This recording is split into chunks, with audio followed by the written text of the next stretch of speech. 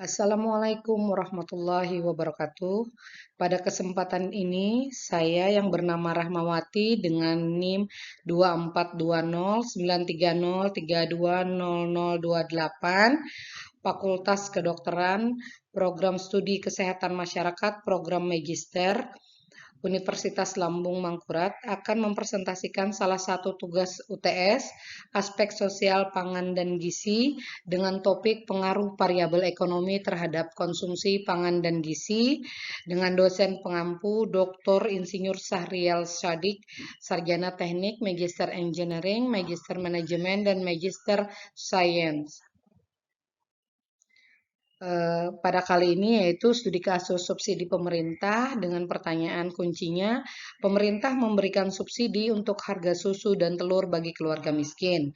Namun, konsumsi kedua produk tersebut tidak meningkat secara signifikan.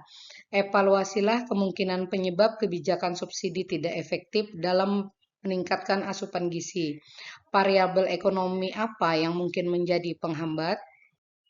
Mengapa subsidi tidak efektif?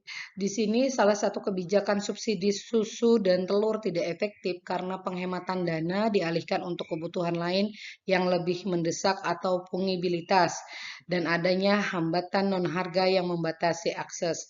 Yaitu salah satunya adalah alih fungsi dana, di mana penghematan subsidi digunakan untuk kebutuhan pokok lain atau biaya hidup non-pangan.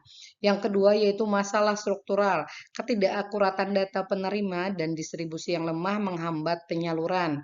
Kemudian hambatan non-harga, biaya transportasi dan keterlibatan fasilitas penyimpanan menjadi penghalang. Alih fungsi dana subsidi atau pungibilitas yaitu penyebab utama inefektivitas adalah fenomena pungibilitas, di mana bantuan tidak digunakan sesuai tujuan awalnya. Keluarga miskin merasakan kelonggaran anggaran dari subsidi, tetapi penghematan tersebut dialihkan untuk membayar kebutuhan yang dianggap lebih prioritas. Kebutuhan pokok lain yaitu penghematan subsidi telur digunakan untuk memastikan kecukupan beras di rumah, terutama di tengah kenaikan harga komoditas pangan utama.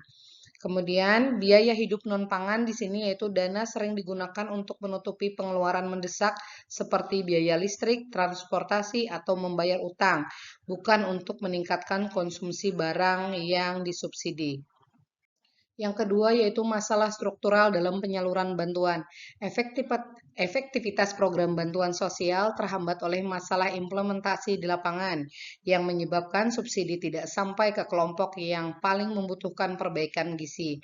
Ketidakakuratan data penerima yaitu terjadinya exclusion error yang berhak tidak menerima dan inclusion error yang tidak berhak menerima.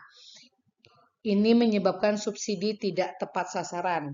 Kemudian distribusi yang lemah dan tidak merata. Lemahnya pengawasan dan koordinasi antar lembaga pemerintah membuat distribusi tidak tepat waktu, terutama di wilayah pedesaan yang sulit dijangkau. Hambatan non-harga. Faktor selain harga menghalangi keluarga miskin untuk meningkatkan konsumsi susu dan telur meskipun harganya sudah disubsidi, yaitu akses fisik dan biaya tersembunyi.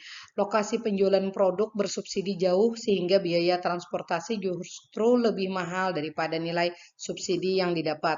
Kemudian keterbatasan penyimpanan, susu dan telur adalah produk yang mudah rusak tanpa kulkas. Keluarga miskin tidak dapat membeli dalam jumlah banyak meskipun harganya murah. Yang keempat yaitu pengetahuan gizi dan pola konsumsi. Perilaku konsumsi dipengaruhi oleh kebiasaan dan pengetahuan. Subsidi harga saja tidak cukup tanpa edukasi yang masif. Banyak keluarga belum memprioritaskan protein hewani seperti telur meskipun penting untuk mencegah stunting. Rendahnya pengetahuan ibu tentang menu seimbang menyebabkan asupan makanan anak tidak memenuhi kebutuhan gizi harian. Tanpa edukasi gizi yang menyertai, subsidi harga tidak akan mengubah kebiasaan makan yang sudah lama terbentuk. Variabel ekonomi yaitu variabel ekonomi penghambat utama. Tiga variabel ekonomi utama yang menghambat efektivitas subsidi di kalangan keluarga miskin. Yang pertama, elastisitas pendapatan yang rendah. Tambahan pendapatan dari subsidi dialokasikan untuk kebutuhan pokok yang lebih fundamental. beras atau utang bukan untuk menambah konsumsi susu atau telur. Yang kedua yaitu efek substitusi. Keluarga miskin memilih kombinasi barang yang memberikan utilitas tertinggi, seringkali mensubstitusi tambahan telur dengan membeli mie instan atau membayar tagihan listrik. Yang ketiga yaitu tingginya inflasi komoditas lain. Kenaikan harga beras atau biaya energi menganulir manfaat subsidi. Peningkatan daya beli yang diharapkan hilang karena harus menutupi kenaikan harga kebutuhan lain. Biaya transaksi atau hambatan tersembunyi. Biaya transaksi di sini atau transaction cost yaitu semua biaya non moneter yang harus dikeluarkan untuk mendapatkan subsidi, yaitu waktu yang terbuang untuk antri, biaya transportasi untuk mencapai lokasi subsidi, resiko produk tidak tersedia.